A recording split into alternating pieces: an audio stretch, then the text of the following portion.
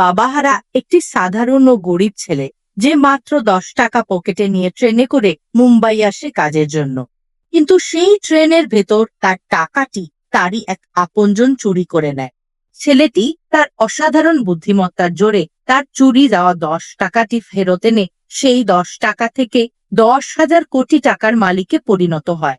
আমাদের আজকের এই গল্পটি যতটুকু না মজাদার, তার থেকেও বেশি অনুপ্রেরণাদায়ক। আর এটা প্রকৃতপক্ষে কোনো গল্প নয়, এটা ইন্ডিয়ায় ঘটে যাওয়া একটি বাস্তব ঘটনা। তো চলুন আর বেশি কথা না বাড়িয়ে আমরা প্রতিবারের মতো এবারও গল্পের একদম শুরুতে চলে যাই। মুভিটির নাম প্রহ্লাদ। এটি একটি অ্যাওয়ার্ড উইনিং ফিল্ম হিসেবে গণ্য হয়েছে। ফিল্মের শুরুতে দেখা যায় রেল স্টেশনের ব্যস্ত এক পরিবেশের দৃশ্য, যেখানে যাত্রীরা নিজেদের লক্ষ্যে পৌঁছানোর জন্য তোড়জোড় করছে। সেখানেরই এক যাত্রীকে নিয়ে আমাদের আজকের গল্প, যার নাম প্রহ্লাদ। সে মুম্বাই যাওয়ার জন্য এখানে এসেছে। তাকে বিদায় জানাতে তার সাথে তার সৎ ভাইও এসেছে। সৎ ভাই প্রহ্লাদকে বলেন, আর মাত্র 3 মিনিট পর ট্রেন ছেড়ে দেবে, তুই দ্রুত ট্রেনে উঠে পড়। প্রহ্লাদ উত্তরে বলে, এখনো 3 মিনিট তো আছেই। চিন্তা করো না ভাই, আমি মুম্বাই পৌঁছেই তোমাকে চিঠি পাঠিয়ে জানিয়ে দেব। এরপর সৎ ভাই প্রহ্লাদকে বলেন, তোর সাথে আবারও আমার দেখা যতদিনে হবে ততদিনে তোর দাড়ি উঠে যাবে। এই বলে তিনি প্রহ্লাদকে 10 টাকা দিতে চাইলে প্রথমে সে নিতে চায় না। সে বলে, আমার জন্য তোমার আশীর্বাদ তো আছে, টাকার কি দরকার? সৎ ভাই বলেন, আশীর্বাদ সেটা তো এমনি থাকবে, অন্য থাকবে, এটা তোরই টাকা। আমি তোর প্রতি মাসের স্যালারি থেকে টাকা কেটে রেখে আজ এই 10 টাকা জমিয়েছি, যা এখন তোর কাজে আসবে। এটা শুনে প্রহ্লাদ টাকা গ্রহণ করে এবং তার ভাইয়ের কাছ থেকে বিদায় নিয়ে ট্রেনে উঠে পড়ে। ট্রেনে উঠে সে তার ভাইয়ের দেওয়া টাকাটি দেখতে থাকে এবং যত্ন করে তা পকেটে রেখে দেয়। প্রহ্লাদ তার সিট নাম্বার খুঁজে সিটে বসে পড়ে। প্রহ্লাদের সিটে ছিল এক স্বামী স্ত্রী এবং তার সামনের সিটে মুখোমুখি ছিল খান সাহেব নামের এক মুসলিম লোক ও তার মেয়ে, যার নাম সাবা, এবং তাদের পাশে ছিল ফয়সাল নামের আরো একটি মুসলিম ছেলে। প্রহ্লাদের পাশে থাকা মহিলাটি তাদের খাবারের বাটিটি খুঁজে পাচ্ছিল না। তারা এদিক সেদিক খুঁজতে থাকে, কিন্তু বাটিটির সন্ধান মেলে না। প্রহ্লাদ নিচে খান সাহেবের পায়ের পাশে বাটিটিকে দেখতে পায় এবং তা তুলে নিয়ে তাদেরকে দেখিয়ে বলে, এটাই কি আপনাদের খাবারের বাটি? তারা বলে, হ্যাঁ এটাই তো। তখন খান সাহেব বলেন, বাটিটা ওখানে ছিল, তুমি কিভাবে জানলে? তখন প্রহ্লাদ উত্তরে বলে, আপনার পায়ের পাশের পিঁপড়া দেখে আন্দাজে ঢিল মেরেছি, আর সেটাই সত্য হয়েছে। এটা শুনে খান সাহেব প্রহ্লাদকে বুদ্ধিমান ছেলে বলে সম্বোধন করেন।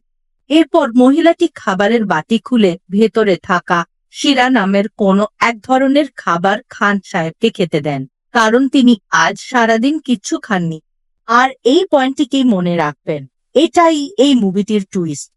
এরপর ট্রেন চলতে থাকে তার নিজ গতিতে। এর মাঝেই প্রহ্লাদের পাশে থাকা মহিলাটি তাকে প্রশ্ন করে, তুমি কোথায় যাচ্ছ? উত্তরে প্রহ্লাদ বলে, আমি মুম্বাই যাচ্ছি। মহিলাটি আবারও বলে, মুম্বাইয়ে তোমার কে থাকে? প্রহ্লাদ বলে, কাজ। মহিলাটি পুনরায় জিজ্ঞেস করে, না না, মুম্বাইয়ে তোমার কে থাকে? মানে মামা, চাচা, খালা, খালু। কিন্তু এবারও প্রহ্লাদ উত্তর দেয়, আমি কাজ করতে যাচ্ছি, মুম্বাইয়ে আমার কেউ থাকে না। এটা শুনে তারা অবাক হয়ে যায়, কারণ এত অল্প বয়সী একটা ছেলে এতদূর একা একা যাচ্ছে, তাও আবার কাজের উদ্দেশ্যে। তো এরপর আমরা দেখি খান সাহেবের পাশে থাকা ফয়সাল নামের ছেলেটি তার মালপত্রগুলো ভালো করে রাখছিল, যেন চুরি না হয়ে যায়। এটা দেখে প্রহ্লাদও তার পকেটে থাকা টাকাটি ঠিকঠাক আছে কিনা একবার চেক করে নেয়। আর এটা দেখে খান সাহেবের মেয়ে সাবা প্রাদকে বলে, আপনি বারবার যেভাবে টাকা দেখছেন তাতে টাকাটা উড়ে যাবে। প্রহ্লাদ তার উপদেশের সম্মান জানিয়ে তাকে জিজ্ঞাসা করে, আপনি কোথায় যাচ্ছেন? মেয়েটি জানায়, আমার পেটের অসুস্থতার জন্য আমরা মুম্বাইয়ে যাচ্ছি ডাক্তার দেখানোর জন্য। এবার ফ্ল্যাশব্যাক সিনে দেখা যায় প্রহ্লাদ তার সৎ ভাইয়ের কাপড়ের দোকানে কাজ করছে। তখন সেখানে একটি লোক এসে প্রহ্লাদকে ডেকে তার দোকানে নিয়ে গিয়ে তাকে নিজের হাতে বানানো মিষ্টি খাওয়ায়। তিনি বলেন, আমি আজ এত বড় ব্যবসায়ী হতে পেরেছি শুধুমাত্র তোমার বাবার জন্য। আগে তো আমি তোমাদের বাড়ির সামান্য একজন চাকর ছিলাম, কিন্তু আজ এত বড় ব্যবসার মালিক। আমার দোকানের এই চেয়ারে বসার অগ্রাধিকার তোমারও রয়েছে, যাও গিয়ে বসো, এই দোকান তোমারই। এটা শুনে প্রহ্লাদ বলে, না চাচা, আপনি নিজে কষ্ট করে আজ এই পর্যায়ে এসেছেন, আর আমিও চাই কষ্ট করে সফল হতে, আরাম করে নয়।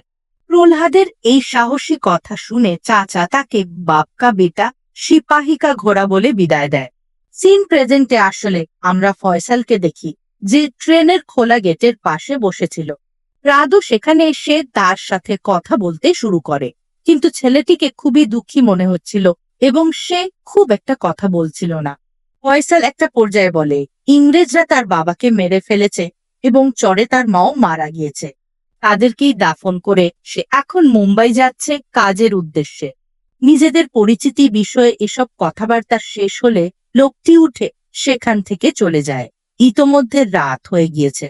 রাত তার 10 টাকাটি আবারও হাতে নিয়ে দেখতে থাকে ঠিকঠাক আছে কিনা, কিন্তু সেই বাচ্চা মেয়েটি অর্থাৎ সাবা আবারও প্রাদকে বলে, আর কতবার এই টাকাটিকে দেখবে? রাত হয়ে গেছে, এবার ঘুমিয়ে পড়ো, কাল সকালে উঠে আবার দেখো। রাদও তার কথা রাখে এবং 10 টাকার নোটটি পকেটে রেখে ঘুমিয়ে পড়ে। পরের দিন সকালে ট্রেন একটি স্টেশনে এসে কিছুক্ষণ বিরতি নিলে রাত ট্রেন থেকে বাইরে বের হয়।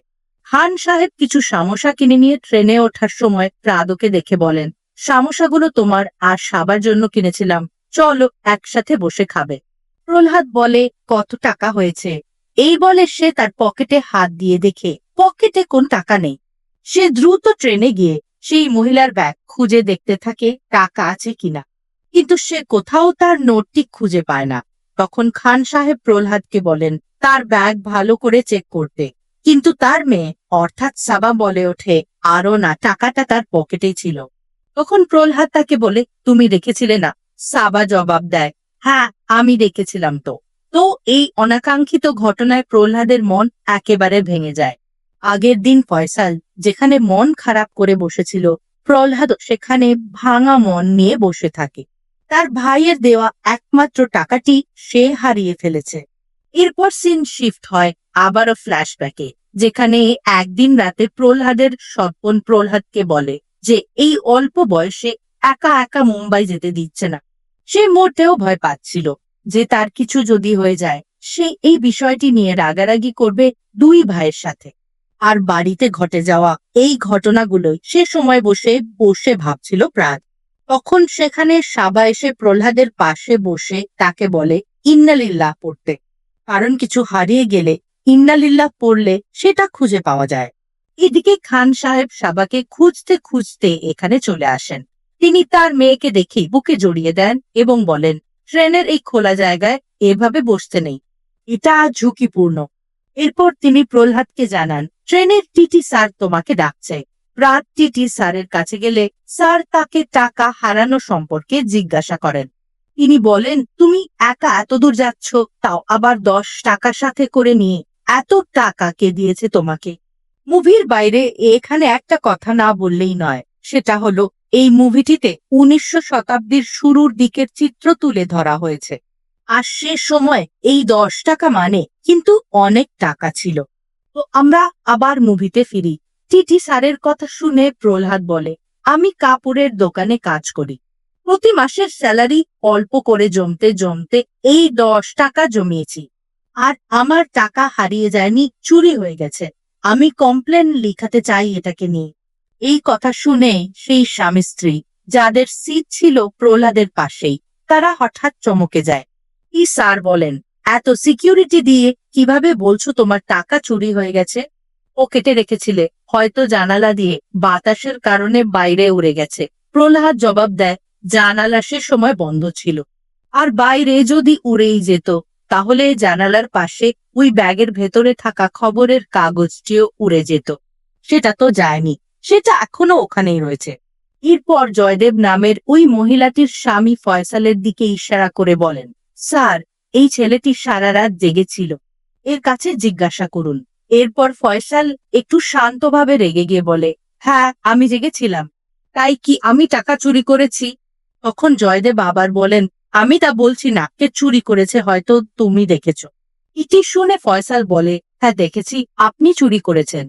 এরপর এই নিয়ে বেশ বাক বিতণ্ডা হতে দেখা যায় তাদের মধ্যে। তো এবার বিটি স্যার সবাইকে থামিয়ে দিয়ে প্রহ্লাদকে বলেন, তুমি যেন পরে স্টেশনে গিয়ে রিপোর্ট লেখায়। প্রহ্লাদ রিপোর্ট লেখানোর জন্য খান সাহেবকে সাথে করে নিয়ে যেতে চাইলে খান সাহেব তার মেয়ের অসুস্থতার অজুহাত দিয়ে যেতে চান না এবং বলেন, আমি গেলে আমার অসুস্থ মেয়েকে কে দেখবে? বরং তিনি জয়দেবকে দেখিয়ে বলেন, তাকে সাথী করে নিয়ে যাও। কিন্তু এখানে আবার জয়দেব তার স্ত্রীর অজুহাত দিতে থাকে। টিটি স্যার খান সাহেব, ফয়সাল আলী এবং জয়দেব এই তিনজনের নাম নোট করে রাখেন এবং পরের স্টেশনে তাদেরকে দেখা করতে বলেন। তিনি এটাও জানিয়ে দেন যে পরের স্টেশনে পৌঁছানোর আগে যেই বাচ্চাটির টাকা নিয়েছে সে যেন ভালোভাবেই তা ফেরত দিয়ে দেয়, তা না হলে ট্রেনের সবাইকে আইনি সমস্যায় পড়তে হবে। এই বলে তিনি সেখান থেকে চলে যান। ট্রেন যখন পরের স্টেশনে পৌঁছায় তখন টিটি স্যার তাদের তিনজনকে নিয়ে স্টেশন মাস্টারের কাছে নিয়ে যান রিপোর্ট লেখাতে। সেখানে স্টেশন মাস্টার প্রহ্লাদকে জিজ্ঞাসা করেন, টাকা কিভাবে হারিয়েছে? প্রহ্লাদ উত্তর দেয়, টাকা হারায়নি, চুরি হয়েছে। আমি রিপোর্ট লিখাতে চাই। তখন স্টেশন মাস্টার বলেন, ঠিক আছে, লিখলাম, কিন্তু তুমি একটি বাচ্চা ছেলে কোর্ট কাচারি করতে পারবে তো? লজ্জা নেই তো? প্রহ্লাদ জবাব দেয়, হ্যাঁ, পারবো। এরপর জয়দেব স্টেশন মাস্টারকে বলে, ট্রেনে একটা ছেলে আছে যাকে দেখে একদম চোরের মতো লাগে। আমার মনে হয় সেই চুরিটা করেছে। সে পালিয়ে যাওয়ার আগেই আমি দ্রুত গিয়ে তাকে ধরে এনে দেখাই। আপনি আগে তাকে তল্লাশি করে দেখুন। এটা শুনে প্রহ্লাদ বলে, জি স্যার, আপনি তল্লাশি করুন। জয়দেব রীতিমতো তাড়াহুড়ো করে চলে যাচ্ছিল, ঠিক তখন প্রহ্লাদ ওঠে, তল্লাশি তাকে নয়, ইনাকে করুন। এটা শুনে জয়দেব বলে, আমাকে কেন? প্রহ্লাদ বলে, আপনাকে নয়, ইনাকে। এই বলে সে খান সাহেবের দিকে নির্দেশ করে। এটা শুনে জয়দেব বলে, এটা তুমি কি বলছো? উনার মতো একজন মানুষ কিভাবে এমন কাজ করতে পারে? বরং আজ সকালে ইনি তোমাকে সামোসা খাইয়েছেন, আর তুমি কিনা তাকে চোর বানিয়ে দিচ্ছ। তখন প্রহ্লাদ বলে, এটাই তো উনি আমাকে সামোসা খাইয়েছেন। এটাই প্রমাণ করে যে সেই আমার টাকাটা চুরি করেছে, কারণ আমি দেখেছি কাল থেকে সারাদিন উনি কিচ্ছু খাননি যেন তার টাকা না শেষ হয়ে যায়। অথচ আজ সে সকালে এতগুলো সামোসা কিনেছেন এবং আমাকেও খাইয়েছেন। এরপর খান সাহেব দুঃখ নিয়ে বলতে থাকেন, আমি তোমাকে নিজের সন্তানের মতো ভেবেছিলাম, কিন্তু তুমি আমার সাথে এমন একটা কাজ করবে আমি ভাবতেও পারিনি। এর মাঝে স্টেশন মাস্টার বলেন, আচ্ছা, তোমার যেহেতু মনে হচ্ছে খান সাহেব তোমার টাকা হাতিয়ে নিয়েছে এবং সেই টাকা দিয়ে সে সামোসা কিনেছে, তার মানে তোমার টাকা কি তাহলে শামসাওয়ালার কাছেই রয়েছে?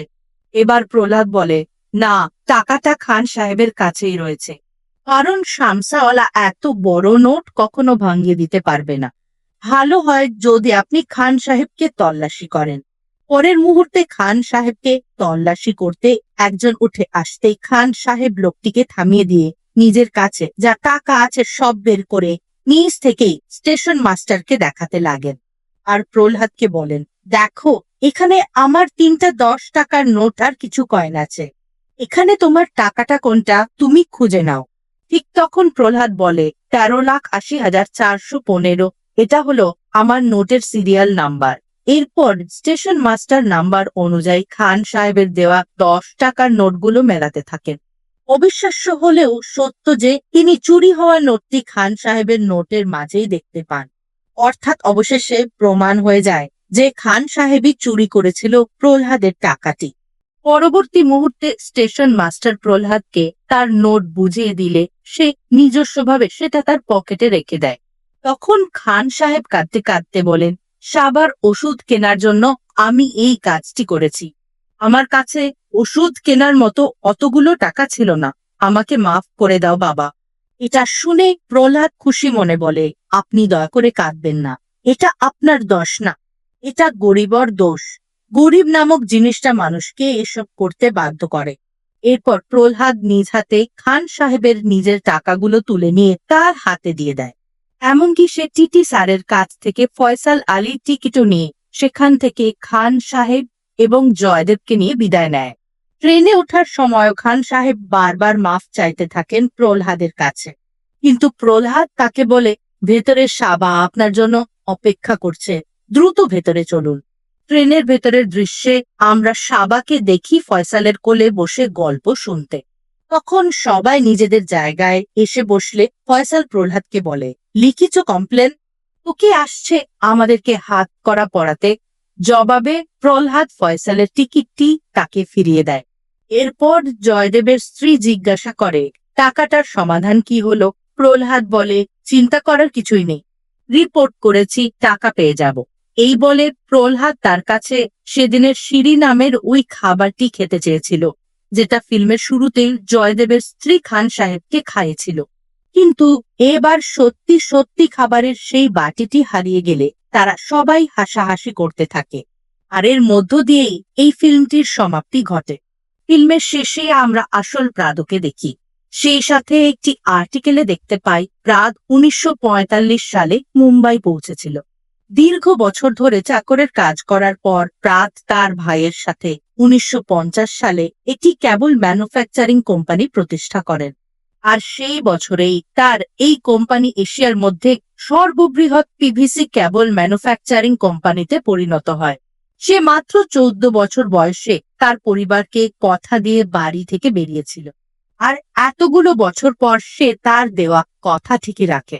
সে তার ওই 10 রুপি থেকে 100,000 কোটি রুপির মালিক হয়ে যায়। এরপর সে তার পরিবারের কাছে আবারও ফিরে আসে এবং একসাথে থাকতে শুরু করে। অবশেষে উনি 2016 সালে মৃত্যুবরণ করেন। আর এখানে মুভিটির ফাইনাল এন্ডিং আমরা দেখতে পাই। তো গাইস, এই ছিল আমাদের আজকের আয়োজন। আশা করছি আজকের এই ভিডিওটি আপনাদের ভালো লেগেছে। যদি ভালো লেগেই থাকে তাহলে ডেফিনেটলি ভিডিওটিতে একটি থামস আপ দিয়ে যাবেন। অ্যান্ড এরকম ভিডিও নেক্সট টাইমে দেখতে চাইলে অবশ্যই আমাদের চ্যানেলটি সাবস্ক্রাইব করে রাখবেন। আর আপনাদের যদি কোনো মুভি বা শর্ট ফিল্মের এক্সপ্লেনেশন দেখার ইচ্ছা থাকে তাহলে অবশ্যই আমাকে কমেন্ট করে জানিয়ে দিতে ভুলবেন না। ও শেষ করছি তাহলে আজকের মতো। দেখা হচ্ছে এরপর অন্য কোনো ভিডিওতে। I'll you next time. Take care, bye bye.